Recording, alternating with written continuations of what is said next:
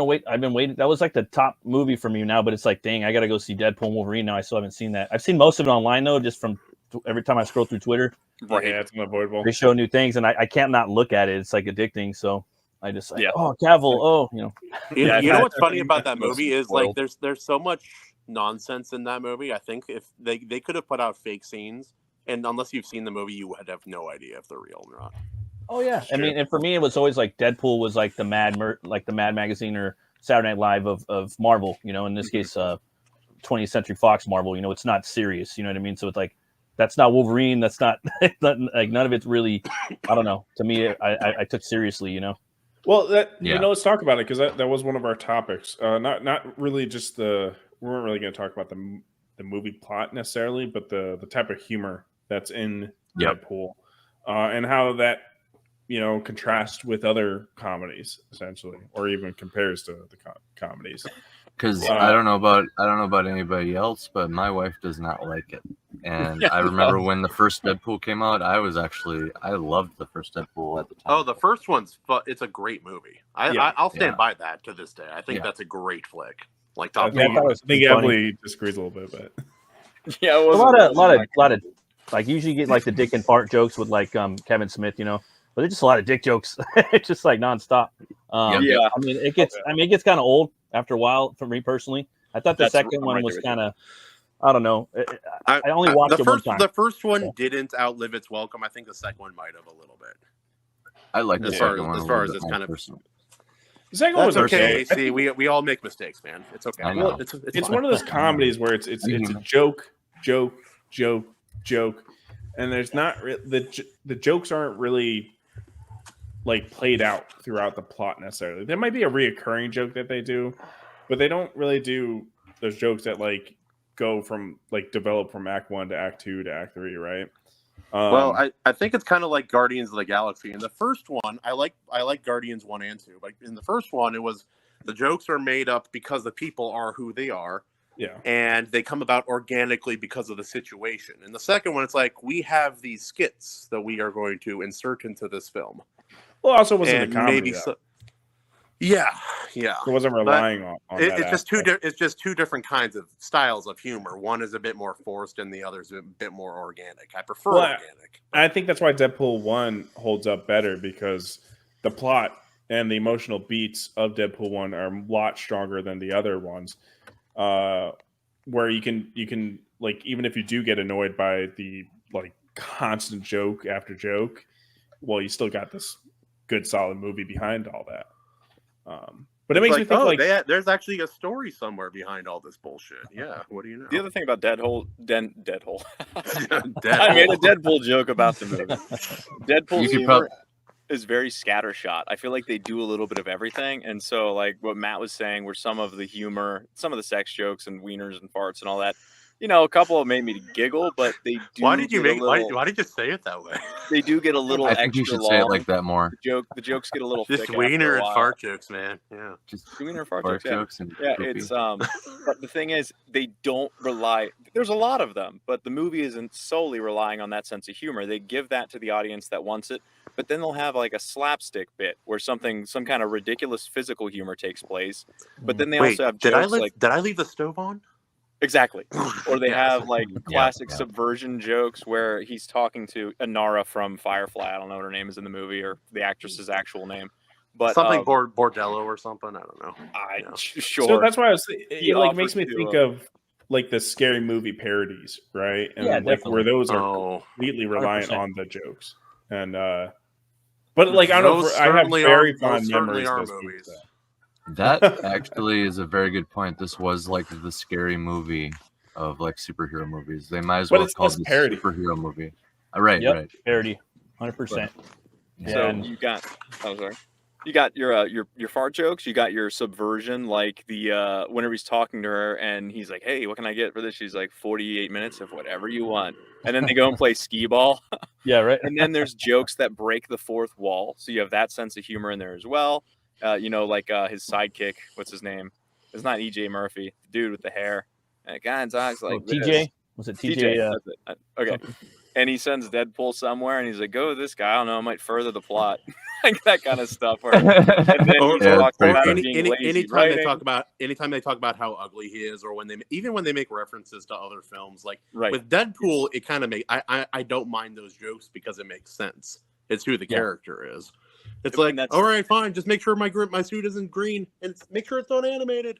Right. I'm like, self-aware, self-deprecating, and then they also make fun of other pop culture things. So they're hitting like all these different possible humor topics throughout the movie, and even if one style isn't your thing, there's probably scenes in there at some point they're going to keep you hooked and keep you entertained, and they keep bouncing between them to keep you going along. And I think that's why the movie is so popular, because it kind of had some sense of humor for every humor fan out there, whatever you're sticking.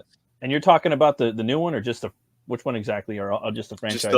Just all the three. First one I haven't seen the third one. They all have a similar style of humor. I'm gonna check on my kids for a second. I'll be right back. Yeah, I mean, this newest one was probably the most like parody type. I'm gonna say parody, but like reference on the nose. Jokes reference. Yeah. It's like constant. Where and it kind of relies on that a lot more. The emotional beats of this one probably is the weakest of the three. Oh, really? Okay. Yeah. They had the final trailer where it kind of sold more of an emotional aesthetic, but I'm like, I don't know about that. Well, they tried. It just did not. Yeah, with Hugh Jackman. They didn't sell it. Like, well, so this isn't spoiler. Like right at the beginning, it's like his girlfriend is like not with him anymore because he's not doing anything great with his life. Like he tries to be Avenger, but it's like, bitch, he just resurrected you in the last movie. What I know. What do you mean he's not doing good enough? Like, get over yourself. I don't know. Yep. It's weird. So you're always my favorite Wolverine, Hugh Jackman. I didn't realize either. There's so many running jokes about Wolverine in the first two movies. Like I went back and watched clips of the jokes from the first two, and there's at least half a dozen Wolverine references and jokes where he's just making fun of. I can't remember the specifics, but I didn't realize that. I think Ryan Reynolds is actually looking forward to it and like orchestrating this for years. Oh yeah, because the whole thing with Origins, they both got the shit into the stick with that movie. Also, I was hoping they'd bring in Liev Schreiber because I thought that he really carried Origins. He did such a good job in that movie. He didn't really look the part. I mean, neither does Hugh Jackman. Is too much. I mean, he does physically look like him in the face, but I know they make a joke about how small he is, but they get like a 4 foot tall guy in there. I'm like, add another 4 and 5 inches and another 100 pounds, and you might look like him from the comics. Leon Schreiber. It was funny. They were literally like, "Does anybody want to see comic book accurate Wolverine on screen?" Oh yeah, like the announcement for it was great. He was just in the background of the house. He's like, "Hey, you want to be Wolverine one more time?" Yeah, sure. Yeah, sure. Done. I'm down. I'm down with him playing Wolverine for a while. I'm also down for a new Wolverine as well, though. Yeah. I kind of want this was their moment. This was their moment to do it. Can they stop? Like just in general, it's we have 3 Hellboys, 3 Spider-Man, 19 Batman in the last since I've been alive. What the hell is going on? A new Joker every year. What I want to see is I want them to continue what they're doing with Robert Downey Jr. now playing Dr. Doom. I want Hugh Jackman to play some other yet to be introduced Marvel character, and Ryan Reynolds going to play. They just keep bringing the same people to play new roles, but not massive like Doom is such a iconic. He's the biggest villain in Marvel. He was the first one. I think having RDJ as Doom is a mistake. He's a good actor. I agree. I agree. Yeah. I mean, Viggo Mortensen or Mads Mikkelsen or there's so many actors, dude. Oh, that's a good pick. Yep. Or launch somebody new. I mean, you could make somebody's career off of it. Yeah, why not make a career? Just find a big guy. Just find a big guy who sounds smart with a deep voice. That's all you need. Man. Yeah, I mean, kind of, sort of, but it's just so he could be a different. Obviously, there's a Tony that becomes Iron Man in the comics, But for me, it just kills the magic of the movie when I see, people can make the argument about Brolin, being Thanos and Cable, but he's a CGI character, and it just. It's just not the same thing. And then there's also the argument that it's a different universe, but they can hold that. For me, there's 2 different characters, but when you see Tony putting on another iron suit, and he's playing a massive iconic villain. It's not iron, it's an alloy. It's an alloy. Yeah, and for me, whenever I think of Fantastic Four, the beginning of Marvel, when I imagine Marvel, I think of the Fantastic Four, that strong family unit. I've never really been into it, but that much. I kind of like the first movies, but I like the concept of it. It feels really at home. It feels like a family unit. And then Doom, he's just this evil force that comes in. He's the first force, and his whole story of the way he came to be is, for me, is fucking metal and amazing. And I was really hoping they would finally bring in an actor to play that. I thought Cavill was probably going to do it, maybe, or Mads Mikkelsen. That could have been cool. It wouldn't have played into like his natural kind of charisma in some ways, but I think he could have been that not Machiavellian type. They had him play Sherlock in that really crappy Netflix. I haven't seen that. Yeah, Sherlock pick. Right. What idiot? I actually didn't have a problem. I thought him being Sherlock would be a problem. He was such a small. I don't think that was a problem. It's still bad casting. But either way, it's like existing was a problem. The past 10, 15, 20 years, it's like just I guess really Disney. Like, have they tried to recast any actor and seen it even fail? Like, why are they so hesitant to do it? No, just he's money. He's for sure money. He's like, okay, he's $1 billion. He's gonna for sure. That's $2 billion probably. Like, bro, for 2 movies. So you have to go where the money's at. Business situation. That's here's the thing. They haven't learned learned anything because they're like losing billions of dollars. And one of the things you got to do is you got to lower the budget. One of the places you can do that is in the actors. You can find quality actors that don't cost $1 billion or like $40 don't have million. The same name recognition. Yeah, like look at the new Hellboy trailer, dude. That movie allegedly is like a $20 million movie, dude. I mean, obviously it looks like it, but it looks dope. And that story calls for a low budget. If you read Crooked Man, right? And it's a gothic, horror comic indie book. That's how it started. It's some action. Exactly. It's like there's so many things they can do. Like when things stop going well, or start going on, like things start going really downhill. Go back to the things that work. Like look at back in the 2000s. Like there was a vibe to those movies, like early Fox, early Spider-Man, exactly. Like even the early MCU. It's like there's something like it wasn't perfect, but there's something special there that it got isn't there anymore. It got weeded out with the Avengers movie, which that movie I think is probably one of the best comic book movies ever made. He kind of the first one, yeah, I agree. Yeah, but everything before that was so dark. Like Kenneth Branagh's Thor, that's probably my favorite. The Edward Norton Hulk was awesome. Favreau's Iron Man, and like the Captain America, that all those movies were so good, dude. They're so dark. I don't think like I'll say something else controversial. I think after Thor 2 they haven't like Thor 3 and Thor 4. Thor 2 is bad. Yeah, it was bad, but I'd rather watch Thor 2 than Thor 3 or 4. I can see that argument. And for me, the first 15 minutes of every movie is the best part because they. I really dislike Ragnarok. I really dislike Ragnarok. That's an unpopular opinion. Even with the 80s metal music, really? It does like they're trying to like it just was insulting. They turned Thor into Guardians of the Galaxy. And that's not what Thor is.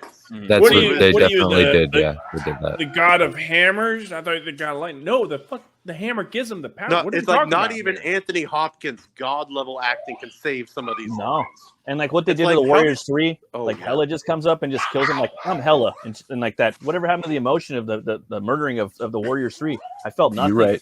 Then they jammed an epic movie like quadrilogy or 6-movie run of Planet Hulk, at least a trilogy, into one like part of that movie, That was so. They ruined my favorite comic book Hulk story and Thor in one movie.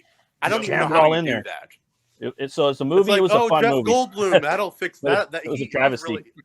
Jeff Goldblum is the perfect Emperor of Sakaar, not the evil Machiavellian manipulator who used false terrorist information to start a planetary The sad thing is, all this like feeling like bombarded by jokes by Deadpool. No, Thor 3 bombarded you with jokes like incredibly bad. It was like every second there had to be a joke. Like even it also it undercut every dramatic moment. He had to they had to make a joke out of it. Yeah, no, like we don't need jokes like in all these movies. You know what I mean? I don't need to have every character be a 14-year-old cracking a joke. Not everybody needs to be witty. Some people could be, stoic and brooding, like Thor. He needs to speak. I like him when he speaks more in Shakespearean tongue. I liked it. Yeah, that like from Avengers and from the first Thor movie. Like that was great. Why did you ever stop that? That was fantastic. Yeah. It was all Branagh, man. He's real big on Shakespeare. That's why they hired him. And that movie was one of my. I love it, dude. Like I like the first. They're just fun. I don't know, man. It's a hard thing to say. I do like the first 15 minutes of every Thor movie though a lot. Like they're just they do the comic booky stuff. The only one where they managed to ruin it in the first 15 minutes is Thor. Four is bad from beginning to end. The only thing I really liked about 4 was the screaming. The screaming goats made me laugh every single time. Oh yeah. And I know it's stupid, and I have so many criticisms of that movie, but those goats did make me laugh. Thor 4 was embarrassing. Yeah, it was so embarrassing. I felt embarrassing and painful watching it. So didn't he apologize for making one it? really good movie? What We Do in the Shadows, and then just like that's it. No more. Yeah. Like that was pretty good. That was a solid. That was a good movie. Didn't they apologize for Thor 4? Yeah. Didn't they straight up say sorry? Hemsworth basically said, "I'm not going to do Thor. Apology not accepted." Yeah, and like, how are you going to let your kids watch this? Right? Like, I didn't let my kids watch. They're talking about fucking orgies and things like that. Like, my kids aren't going to watch this. You know what I mean? Right. Like, how am I supposed to show my 4-year-old this? You know what I mean? It's like, you know what we need in a Thor movie? Ass. Just bare ass. Yeah, Hemsworth was basically like, wasn't he objectified? Wasn't good. Wasn't he objectified like the whole time too? And they tend to preach about objectification. To be fair, he kind of has been since the first one. Yeah, but it was. Well, that's more I heard Hemsworth hates it. I heard that too. I mean, he was kind of. That, I mean, same boat with Furiosa. It does seem to be the only reason anybody hires the guy. And unfortunately, he's proven that he can act too, given the right opportunity. Yeah, and he wanted to be in a Western with Costner, and Costner's like, no. That's another guy, another movie I love, a feel-good movie I love, but his accent's horrible, and that's Robin Hood, Prince of Thieves. That's the best Robin Hood film, straight up. Oh, straight up. He's like, I truly hope so. He says like, there's one scene where he plays a beggar. He where doesn't he even nails it a little try bit. an accent. Yeah, he doesn't. I don't think he even tries. He tries in a couple scenes. He plays that beggar when he rubs the horse poop on him. You know, he's like, "Pardon me, sir. Pardon me, man, for a blind man." He does like that cogny thing. And when he's making fun of it, actually, he's a little bit better. Yeah, no, seriously, you know, like I don't know, but that movie, dude, I could just watch that over and over. I really like the Kevin Reynolds Three Musketeers from Disney. I like that a lot when it came out. Same director, I believe. Remember when Disney made good live action films? Tim Curry, Michael Wincott, dude. Oh, that dude Wincott, he'd be a perfect Solomon Kane, bro. When I was a kid, I watched that, and then I watched The Man in the Iron Mask. Oh yeah, that too. A sequel, and Me too. It's a good movie, but it is not a sequel to the Disney No, it's like a spiritual sequel.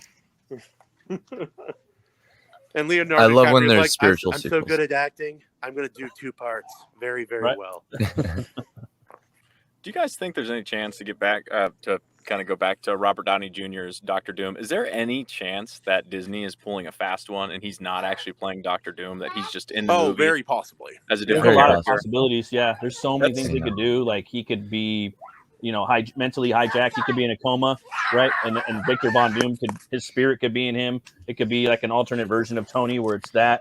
It could just be Iron Man if he decided, like Dr. Doom in the MCU could be Iron Man if he decided to take over the world. Yeah, and that could work. That could work. Here's the thing: if you want to figure out what Disney's going to do, you have to take a note out of my book, The Dunce Whispering. You had to do some dunce whispering. What is the most retarded thing that they'll do? Make another Marvel movie. Whisperer. Yeah, what's that? Make another Marvel's movie. Oh, yeah. Dude, probably put Kang the saw Conqueror that back in. festering turd in theaters. That was the first time I met Maji-chan, and I'm like, I got there late, 15 minutes late, and I'm like, what did I miss? She's like, nothing. Hey, she's here.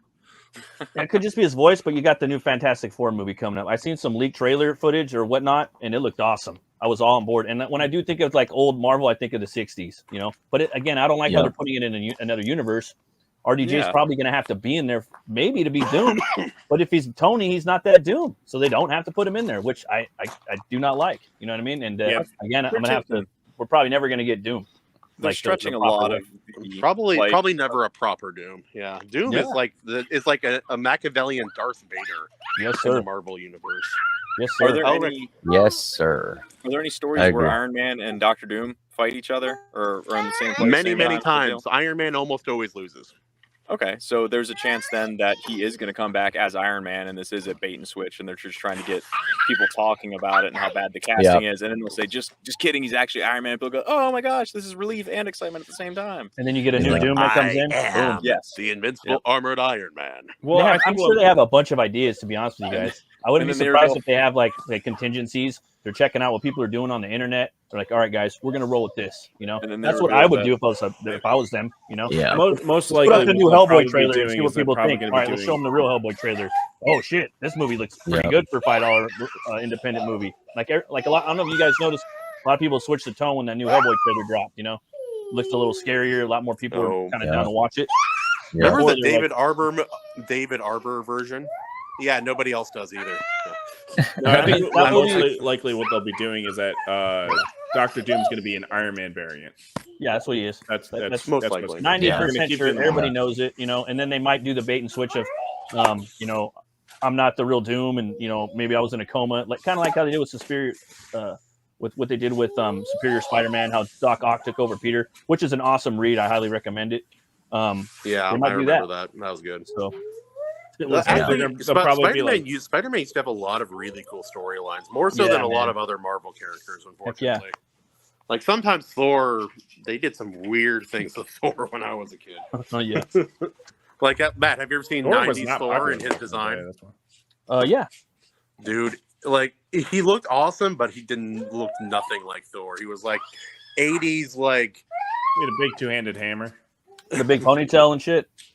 Yeah. And he was Thunderstrike back then. He looked like an 80s metal star, like given form. It was...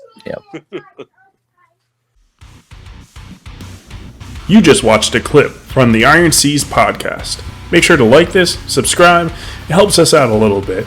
And please catch the show live at 9:30 Eastern every Tuesday.